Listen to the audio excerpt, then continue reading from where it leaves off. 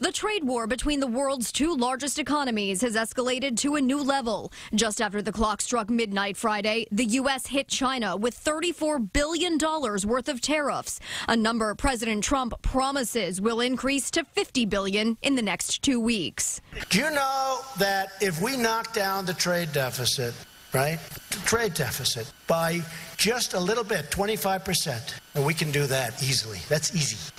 If we do that, we pick up 1 point in GDP.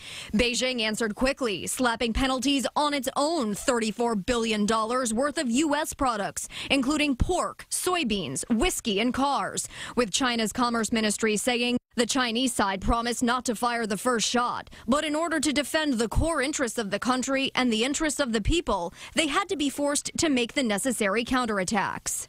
The tariff tit-for-tat has been ratcheting up for months, with the Trump administration saying the tariffs are needed to keep China from unfair trade practices, stealing intellectual property, and overproducing metals. But American business owners have serious worries. Our member companies are very concerned. They're concerned not just about these rounds of tariffs that have going into effect, but the uncertainties surrounding that.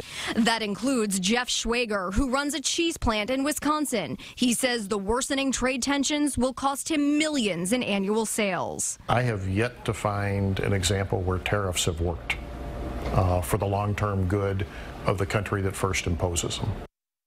And this may just be the start of a trade war like we've never seen before. The president says he's ready to target an additional $200 billion worth of Chinese imports. And then on top of that, $300 billion more if China refuses to give in to U.S. demands.